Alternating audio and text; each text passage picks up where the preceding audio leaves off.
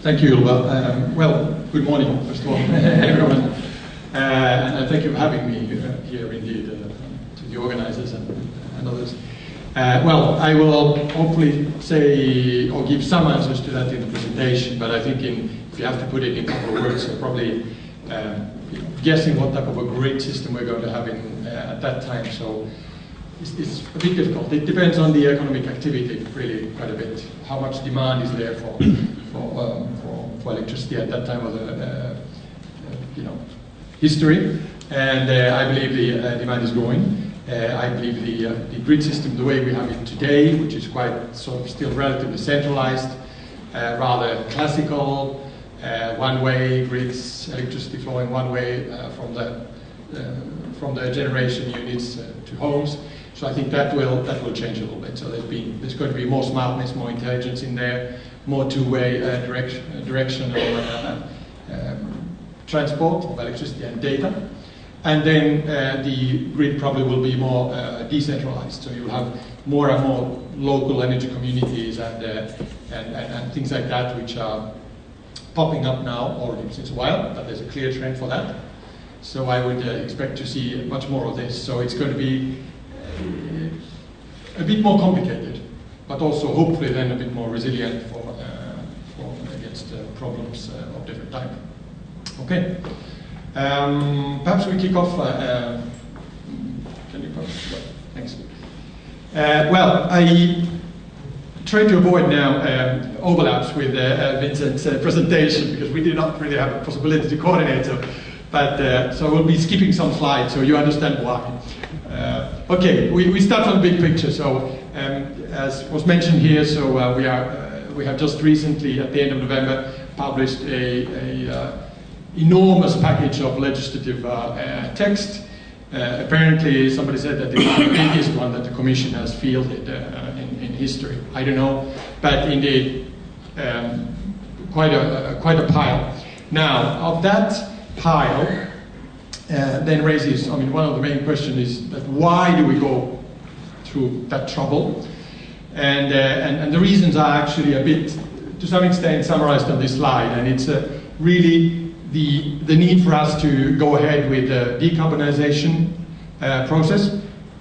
And we want to get to a situation where we have half of the electricity coming from renewables already by 2030, and then going further from there down to a completely carbon-free Europe in 2050. So these are ambitious targets, and to get there, we cannot do it with the old tools and old systems and old rules.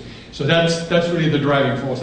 And out of all this, of course, Europe went to Paris, was part of the Paris Agreement, and one of the more ambitious ones, clearly, there. So now, once you've done that, you've taken obligations, you have to deliver.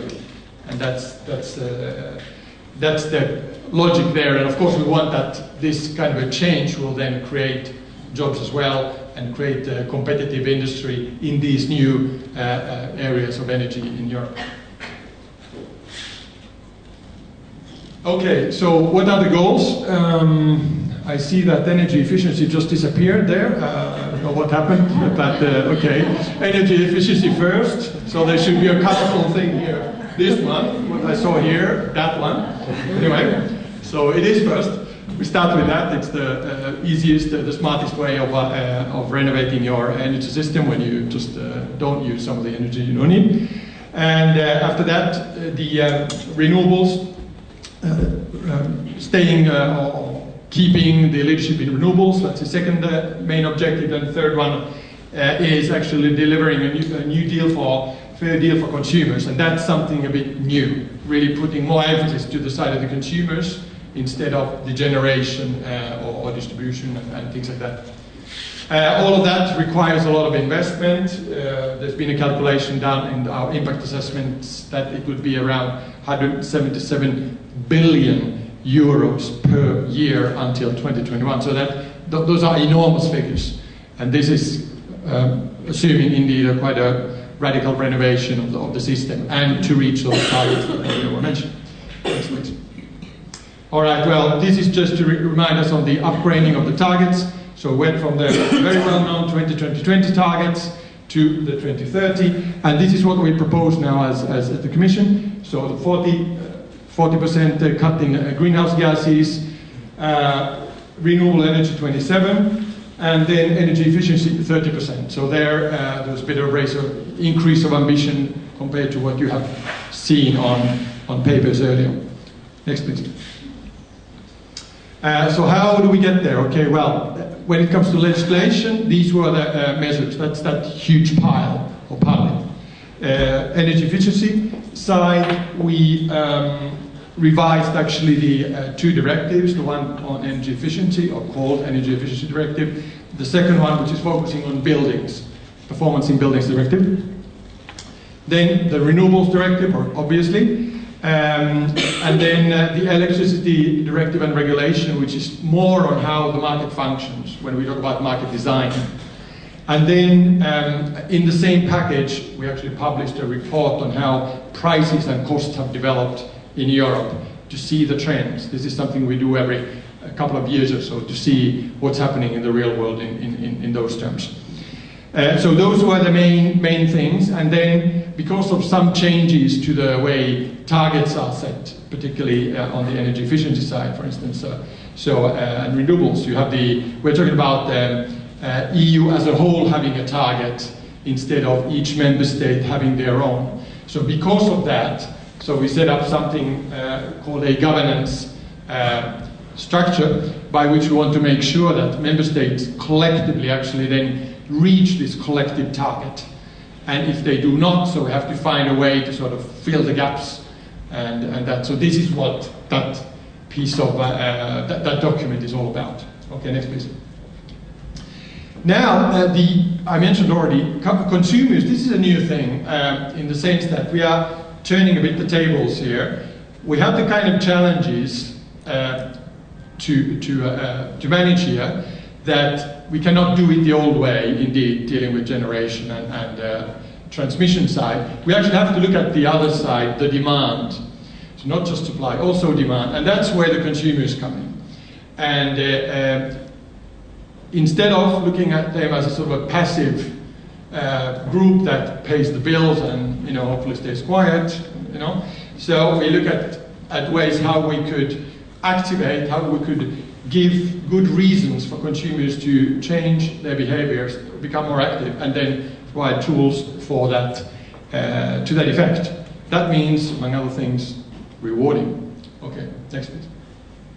So here's the busy slide. This is basically just telling what happened on the fair deal for consumers aspect. So the let's say information, empowerment, and protection of consumers. There was a set of provisions in the Electricity Directive on that, and then there was another set which dealt with bringing more competition into retail markets, because this is another thing which we discovered, that there was not enough competition, and you could see margins between wholesale and retail price growing in a way that was not then compensated by better services. So we felt that, okay, something has to be done there. So, okay, better information. This looked at very practical things like, how we compare prices if we want to change our electricity provider, for instance. So where do we get the information? We go to the internet nowadays, actually. We use price comparison tools. Sort of 70% of consumers do that, of the ones who change. And these kinds of tools, for instance, are usually run as a commercial business, which means that if it ranks, gives you a ranking of best offers, so that ranking is different from website to another, and that is sometimes linked to the fact that indeed the way they earn their money is sometimes affecting a bit the end result. So it's a question of trust. We wanted to make sure that, okay, every consumer in Europe can have one such price website or comparison website, which actually is correct and is reliable and complete. So that's it's a very simple thing, but it actually has quite a lot of importance. Then there are issues about how to clarify energy bills, how to get access to smart metering, which is a gadget that, okay, here in Belgium we don't have those yet, What's so special about smart meter? Well, two things. One thing, once you have it, you get usually correct bills.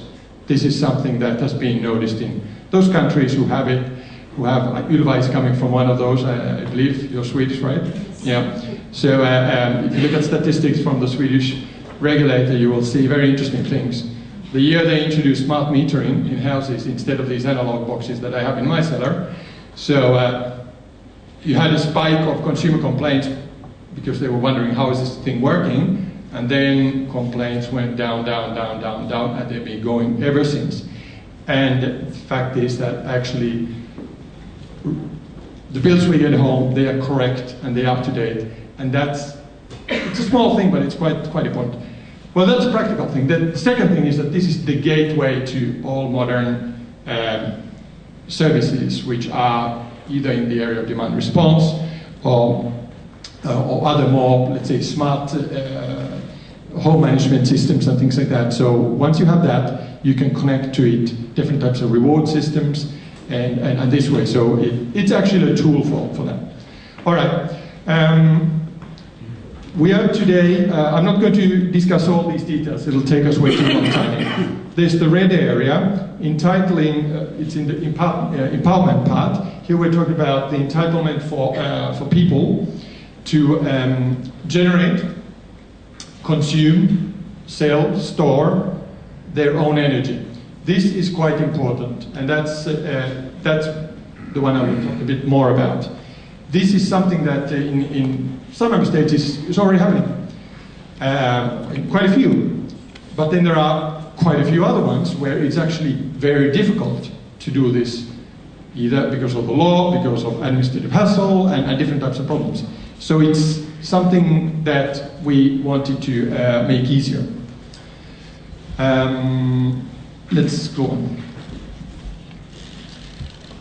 We were saying energy efficiency first. Well, here's just a quick slide on some of the issues that were introduced by the electricity efficiency, energy efficiency directive, and to further that policy.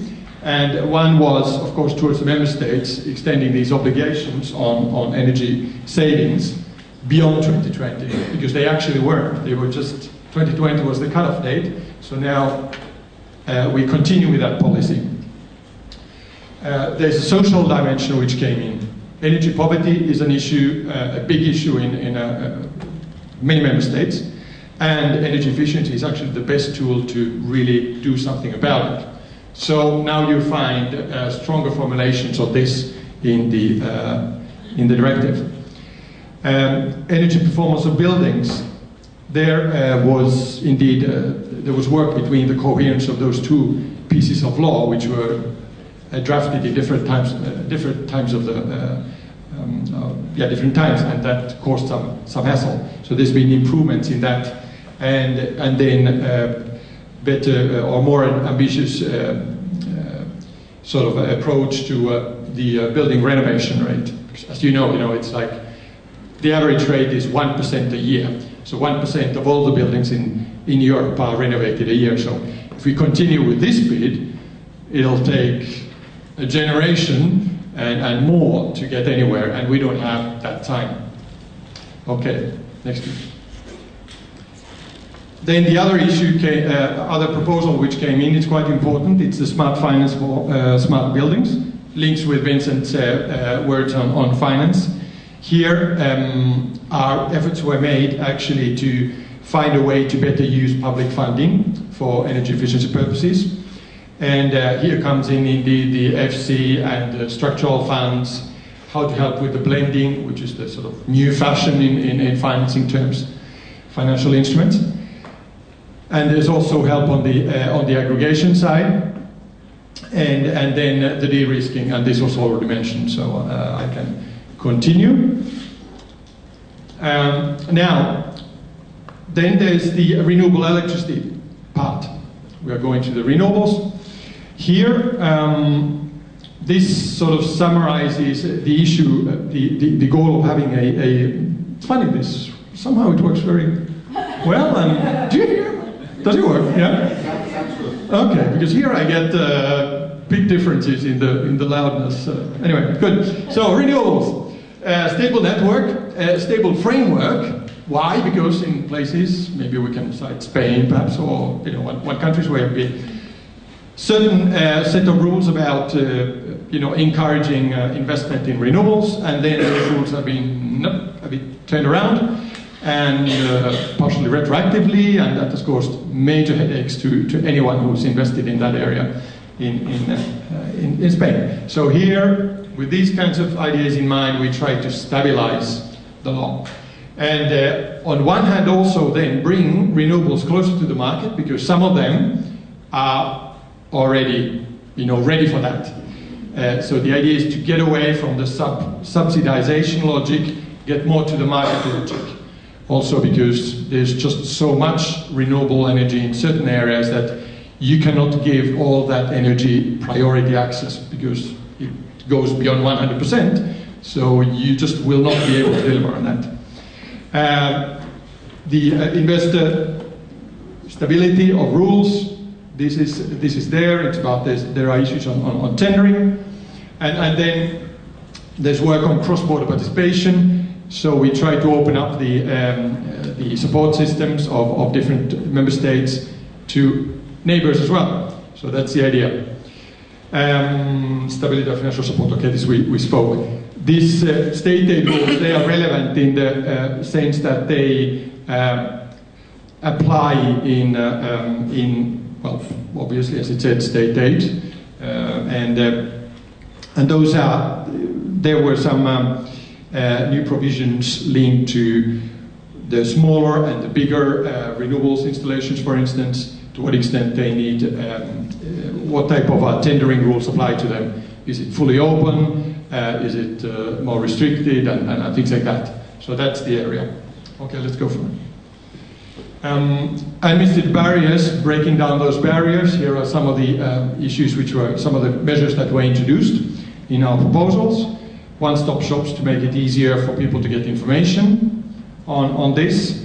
Limiting the timeline for permitting to 3 years, and this has been a major problem, slowing down investments. Simple notifications for small projects, and then information. That's now I'm going towards the empowerment of citizens and communities, particularly. Now here, this starts getting close now to covenant finally, you might be wondering. But one rather important novelty which came here is that we put into the legislation actually a clear role and sort of right for local energy communities to exist. And what are these communities? They are like cooperatives, in some places called citizens getting together, deciding in an area that, okay, we want to have usually green energy. We will set up some installations, be it wind, be it solar, maybe biomass, things like that, and generate their own energy. And they can, in that local area, they can manage also the transport of it. So to say, as we say, behind the meter, meaning that you could have a microgrid, you can have an area where you have a group of houses, a neighborhood, which manages their own energy. They produce it, they transport it, they pay for it, and actually this area has at its outside a connection to the distribution system, to the grid, to the classical electricity grid. Meaning that behind that, in the community itself, let's say, they don't do whatever they want, but more or less. And one issue is as well that taxation does not necessarily apply. The distribution tariffs, which are something that we all pay if we buy electricity from the grid, so these do not have to apply inside that type of a closed area, so to say. So there's much more to it, but it's just the point here is to allow these kind of decentralized, citizen-run initiatives to flourish. And we've seen that there is actually a lot of room for this. Okay, let's go. Covenant Mayors, I got there. Next, please. Is this okay? Well, yeah, let's keep it in. This is just the historic, started back in 10 years ago, so it's a 10-year anniversary of the Covenant of Mayors. That's, by the way, good to know. Mayors Adapt, so adaptation joined us, was actually set up a sister initiative in 2014, and then a year later in 2015, so there was the merger of those two initiatives, Covenant and Mayors Adapt. So from that on, I wonder if you click, does it show more of the, yeah, okay, good. So then the scope broadened from mitigation, so the greenhouse gas or CO2 reduction target, to also include adaptation as an element, and also access to energy, which is a third one, but we'll talk about that later. It was adapted, of course, to the 2030 targets. That's why they're minus 40%. And let's go. Okay. So yeah, well, this is the setting now. This is where we are in terms of this kind of a scoreboard of Covenant today. Over 7,000 cities, and already in this new Covenant, which was launched in 2015, October 2015. So we already have more than 540 cities which have signed up to the more ambitious 2030 targets. It's all done on a voluntary basis, obviously, like everything in Covenant. And indeed, 360 regions, provinces, associations, local energy agencies, all these key people which make this whole thing work. That's really important. Associated partners and that. And then the fact that there are indeed way over 5,000 plans, action plans, which have been developed. And when we look at those, so the average reduction calculated on that in terms of CO2 or greenhouse gas reductions is around 27%. So that looks pretty good. So when we have 20% as the sort of baseline. Let's go ahead. The Covenant is, of course, now connecting directly to our energy and climate policies. Those things I just was talking about. We want to make this connection actually even closer, so that we can get sort of support, ensure support for the Covenant in the future as well. And that happens. There are the city figures that Vincent mentioned. There's the climate energy policy that you're well aware of, the long-term targets.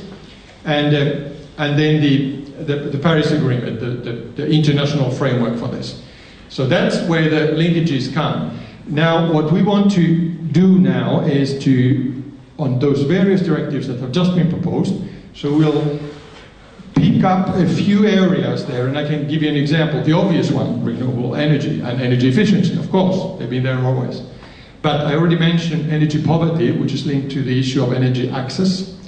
And then another topic was the local energy communities. These are the kind of areas where municipalities have a clear role. Mayors can decide on these types of things. So what we are doing, and we have already a couple of projects actually running, is to develop concrete project ideas. We want to then look for cities and towns who want to join in a kind of pilots in some of these new areas as well.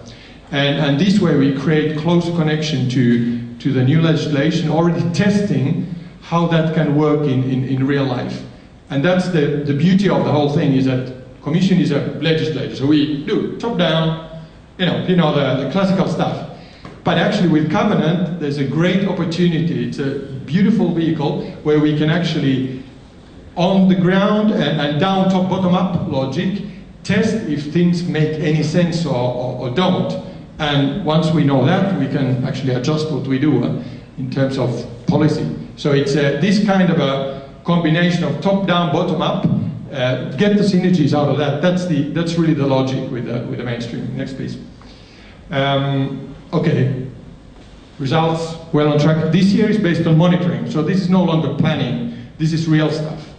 So on a sample of monitoring reports from mayors showing what they've done.